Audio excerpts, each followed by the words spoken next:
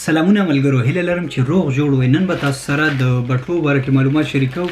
دغه یو بټوه ده، المونیم بټوه ده، دا مې راغوښتې ده، دا به تاسو سره شریکوم. او د دې زړو بټوو دا کوم چې د ټوټو والا بټوې دي، دا کوم چې زه اوس استعمالوم خپل دغه دپاره، د دې کمپیریزن به کوو او تاسو سره به شریکوم چې مثال کوم یو ښه ده او په کوم سچویشن کې کومه ښه پرېوځي. ښه، اوس به بټوه کولوو، تاسو ته به یې ښیو چې څه حساب دی څه نه دی، پوره معلومات به تاسو سره شریکوم. ښه ملګرو، څنګه چې تاسو ته ښکاري دا وګورئ، د اول سر چې دی د پلاستیک نه جوړ دی، لکه پلاستیک یې لګولی دی، او دا چې دی د آی ډي کارډ دپاره دی که نه، دا ټول تاسو ته به ښه ډیټیلز کې ښکاري. دا د آی ډي کارډ دپاره دی. بیا دې کې دننه چې دی تاسو کولی شئ چې 15 کارډه پورې تاسو دې کې دننه ږدلی شئ، ښه په ارام ځایږي. او دا لږ سیکشن چې دی خو ښکاري دا د کیش دپاره دی. خیر دا صرف د کیش دپاره نه دی، دا مثال تاسو کولی شئ که خپل پینټ کې اټیچ کوئ نو هغې دپاره هم دی، یا ټي شرټ سره یې لګوئ یا خپل کوټ کې ږدئ که نه، نو هغې دپاره هغه داسې یو سیسټم هم لري. او بیا هغه بیجینګ سیسټم هم لري چې مثال که تاسو غواړئ د بیج غوندې رازلون کې که مونږ کمپیریزن د دې دواړو بټوو دې سره وکړو که نه، نو بیا دا چې دی دا سکور وړي، دا چې دی ماته ښه ښکاري. د دې وجه دا ده چې مثال ډېره غټه نه ده، زیم ډېر نه نیسي، او فکر کوم د هغې نه زیات کارډونه پکې ځای کولی شي ښه په ارام. یو شی وایي چې بس هغه کیش سره ګزاره کېږي، خو چینج پکې نه شي اچولی. زه بیا وایم هغه خلک چې چینج نه خوښوي یا کیش نه خوښوي او صرف کارډونه استعمالوي، نو د هغې دپاره 100% زه دا ریکمنډ کوم.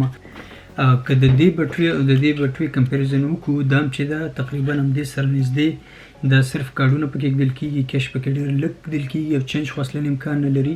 نو تاسو لیدی شئ دا او دا تقریبا یو دغه کې ده، خو کمفرټیبل چې ده دا یو ده. مثال دا تاسو کولی شئ چې مثال هر یو جیب کې واچوئ، تاسو ته به تکلیف نه وي، دې سره به لږ تکلیف کې وي. او د دې ګټه هم دا ده چې تاسو کارډ را ایستلو نه بغیر هم تاسو دا استعمالولی شئ. صرف یې داسې کې دی، مثال که تاسو ټرین کارډ په دې کې ږدئ یا د بینک کارډ دی، تاسو کولی شئ چې دغسې استعمال هم کوئ بغیر د را ایستلو. او دې کې تاسو نشئ کولی ځکه چې دې کې المونیم استعمال دی، نو تاسو به مجبوراً خپل کارډ راوباسئ او بیا به استعمالوئ. نو د دې تکلیف لږ زیات دی د دې په نسبت. نو زه خو کریډټس دې ته ورکوم ځکه چې دا کولی شئ تاسو فول کوئ، زور ورکوئ، هر قسمه دغه کولی شئ.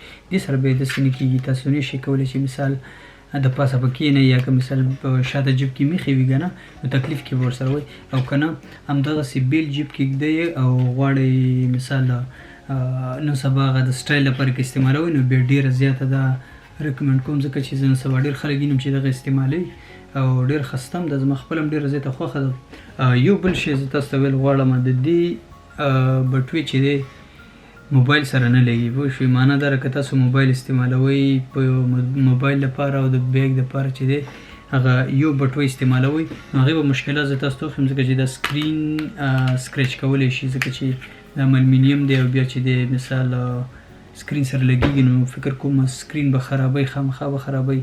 لنډ مثال یې واله لکه څنګه چې چابینې سکرین خرابوي، داسې دا هم سکرین خرابولی شي. او بله که د پرایس درته خبره وکړم، نو تاسو ته به بیخي عجیبه ښکاره شي. مثال همدغه بټوه چې ته دلته په پاریس کې اخلې، نو مایوزي کې چې دی د دې ریټ همدغه سټایل همدغه دغه کې په 43 یورو کې ویله، پوه شوئ. او ما په علي ایکسپریس کې دا په 6 یورو واخیسته.